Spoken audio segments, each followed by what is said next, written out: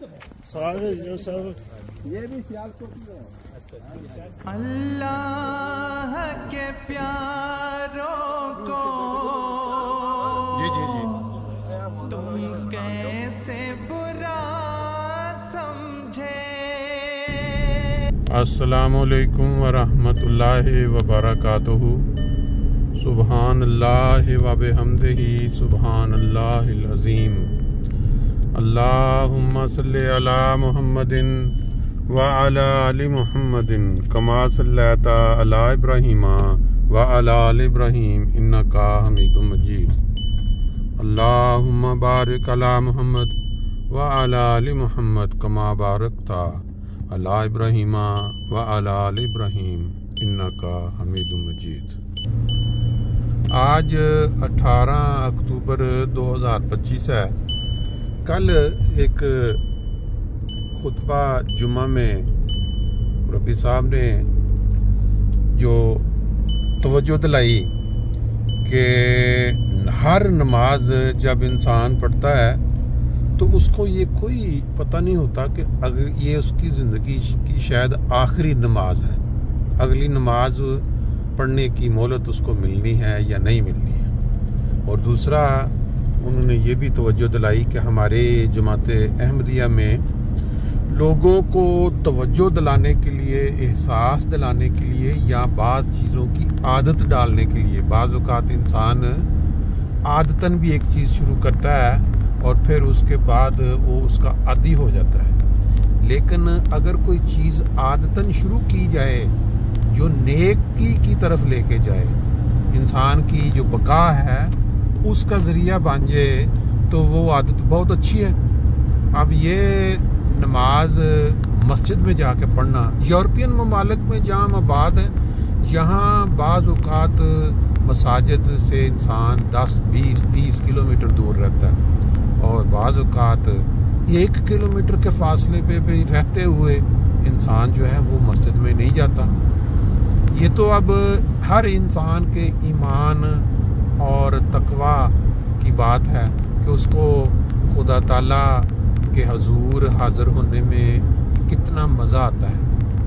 वो खुतबे के अंदर बाज़ पॉइंट ऐसे थे जो हम पहले भी सुनते रहे हैं, लेकिन बाज़ औक़ात जब इंसान के ऊपर कोई क्या कहते हैं मिट्टी की, गर्द की वो एक तय चढ़ जाए तो वो चीज़ जो है उसका इतना नुमाया नज़र नहीं आती। लेकिन अगर वो सफाई कर दी जाए, जैसे ऐनक के शीशे होते हैं, अगर उसको साफ कर लिया जाए तो बड़ा क्लियर नज़र आना शुरू हो जाता है। और जब तक वो गर्द पड़ी रहे, इंसान जो है उसको कोई चीज़ क्लियर नज़र नहीं आ रही होती। वो बात ये हो रही थी कि नमाज जो कि इंसान की पैदाइश का मकसद है, अगर उसका ही मज़ा नहीं आ रहा आपको, तो ये दुनियावी मज़े जो कि इंसान खाने खा के तरह तरह के लेता है, या शादी के बाद इंसान के अल्लाह ताला ने जो एक मियाँ बीवी में रख दिया है, फिर दुनिया के सैर के मज़े हैं, दुनिया में घूमने, हाँ बड़ी बहुत सारी किस्में हैं मज़ों की। उसमें तो इंसान को अगर थोड़ी सी कहीं कमी महसूस होए या उसमें लगे कि यहाँ यार मुझे मज़ा, तो बंदा डॉक्टर के पास भागता है, हकीम के पास जाता है, दवाइयाँ ढूंढता है। लेकिन असल जो ज़िंदगी का मकसद है, खुदा ताला ने जो कुरान मजीद में बयान किया है कि पैदा करने का मकसद जो है वो इबादत है, तो वो ही अगर उसका मज़ा ही नहीं आ रहा आपको, दुनिया में ज़्यादा अक्सरियत लोगों की वो है जो नमाजें तो पढ़ते हैं, वो आदत तो उनकी बनी हुई है। आप अरब कंट्रीज़ में चले जाएं दूसरे, लेकिन ये है कि उसका जो मज़ा होता है, जो एक मज़ा इंसान को खुराक खाने का आता है, टेस्ट बंदे का, फिर 2-4 घंटे गुजरने के बाद दोपहर, फिर शाम, ये वाला अगर मज़ा नहीं आ रहा तो फिर वाकई है तो उसका मसला है। आप देख लें अपने इर्द गिर्द घूम के, अपने नफ्स को पूछ लें, अपने अंदर देख लें कितने लोग हैं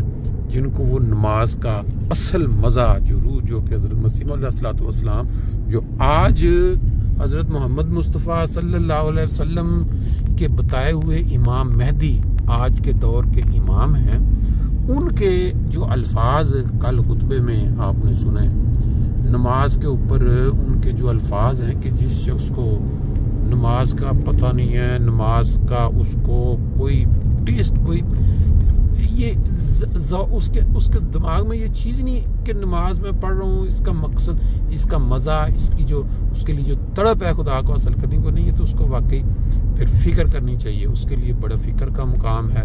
वो समझे कि अगर एक बंदे का खाने का टेस्ट ख़त्म हो गया तो जो जितनी फ़िक्र उसको होती है ना, इसी तरह उसको नमाज के अंदर अगर मज़ा नहीं आ रहा तो उसको उससे भी ज़्यादा फ़िक्र होनी चाहिए।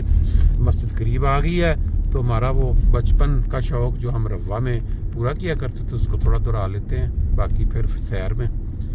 सल्ले अला नबीना सल्ले अला मुहम्मदिन सल्ले अला हबीबना सल्ले अला मुहम्मदिन।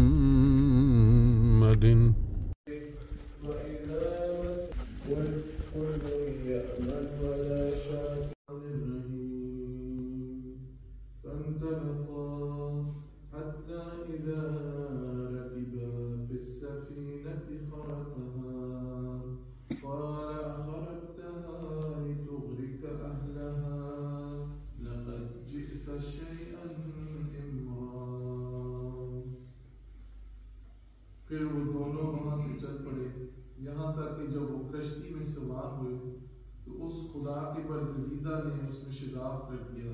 उसने कहा कि क्या आपने इसलिए शिगाफ किया है कि आप इसके अंदर बैठकर जाने वालों को गर्क कर दें? आपने यकीनन भी नापसंदीदा काम किया है। हज़रत हुसैन मौत रज़ी अल्लाह ताला अन्हु इस आयत की तफसीर करते हुए मज़ीद फरमाते हैं, खल्क़े सफीना से मुराद, मेरे नज़दीक खल्क़े सफीना से मुराद ये है कि मोहम्मद रसूलुल्लाह सल्लल्लाहु अलैहि वसल्लम ने अपनी उम्मत की दुनिया को बहुत से शरई अहकाम से झेड़ डाला है।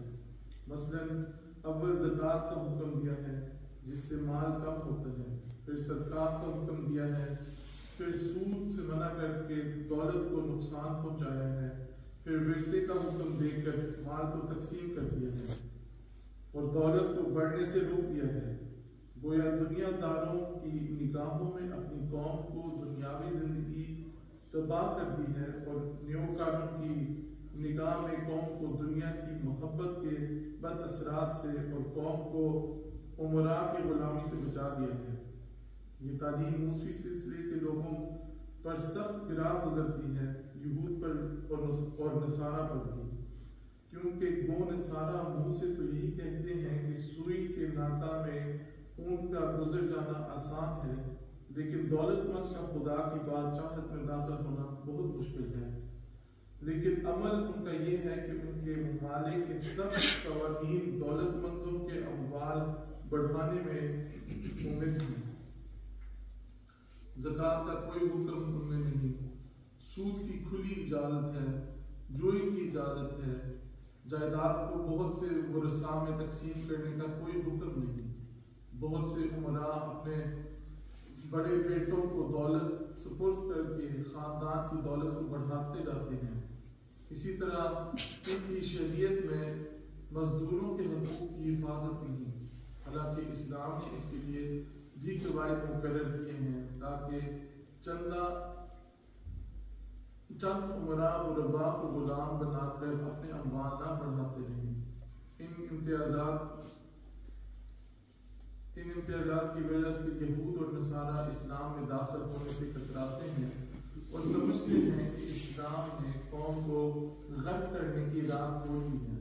जिस तरह ये पहला सबक है जो इसरा में हज़रत मूसा अलैहिस्सलाम को मिला है, बिल्कुल इसी तरह रसूल करीम सल्लल्लाहु अलैहि वसल्लम को इसरा के दिन पहले एक बुढ़िया दिखाई गई और उसके बाद जब प्याले पेश हुए तो उनमें से पहला प्याला पानी का था। और हज़रत जिब्रील ने औरत की भी यही ताबीर की कि ये बुढ़िया दुनिया थी और पानी की भी यही ताबीर थी कि ये माल था, क्योंकि उन्होंने कहा कि अगर तू पानी पी लेता तो तू भी गर्क हो जाता और तेरी उम्मत भी गर्क हो जाती, यानी दुनिया के कामों में मुनहमिक हो जाती और अल्लाह ताला से ताल्लुक कमजोर कर देता। ऐसे समझ पर है। लें जी माशाल्लाह, आज बड़े दिनों के बाद काफ़ी महीने गुजर गए। सुबह के वो नज़ारे जो हम रेगुलर बकायदा लिया करते थे, आज उसका हमने फिर आगाज़ कर दिया। आज हमारे दोस्त कुछ स्विट्ज़रलैंड से भी आए हुए हैं शहर में, इमाम मुरब्बी साहब, सदाकत साहब भी साथ हैं, बाकी टीम के भी मेम्बरान। और ये जो मंजर सुबह सुबह को होता है, बातें करते करते थोड़ी लाइट ज़्यादा हो गई है, लेकिन इंशाअल्लाह ताला ये मनाज़र आइंदा भी आपको शेयर करवाया करेंगे साथ साथ। जो आप बिल्डिंगें देख देख के बना हुआ है, ये सारे आर्किटेक्ट यूरोपियन। लें जी माशाल्लाह, आज आपको जो सैर के मनाज़र हैं, एक टीम वो आगे से आ रही 4-5 बंदों की, एक टीम ये बन गई जो स्विट्ज़रलैंड से 5-7 दोस्त आए हुए हैं। आज प्रोग्राम यहाँ पे चल रहा है जहाँ जो इंजीनियर्स हैं पूरे यूरोप से, जो ह्यूमैनिटी फर्स्ट के अंडर जाते हैं अफ्रीकन ममालिक में और दूसरे ममालिक में जाके वो जो लगाते हैं वहाँ कुएँ और दूसरी जो पानी का या दूसरा कोई जब उनकी है इन्होंने मीटिंग है यहाँ, तो भैया इसकी वजह से यूरोप से वो जो जवान इंजीनियर बन चुके हैं। तो आज क्या टाकरा है, आज माशाल्लाह काफ़ी हाज़री है शहर के अंदर।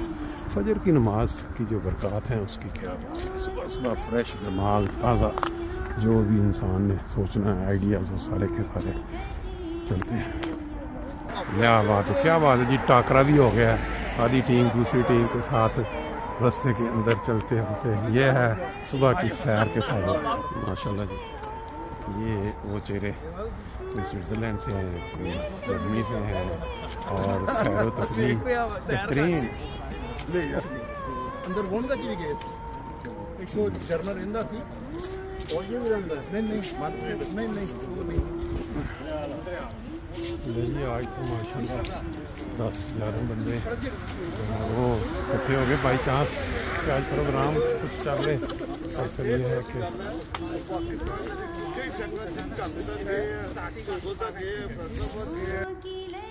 मेरी दुआएं काम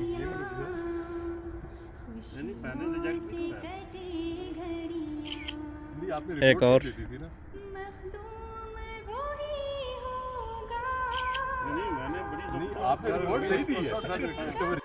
ले जी 4 किलोमीटर 4.5 किलोमीटर की सैर मुकम्मल होने के बाद छोटी छोटी टोलियों के अंदर 12 अफराद थे आज माशाल्लाह, जिन्होंने सुबह की सैर में आज शमूलियत अख्तियार की है।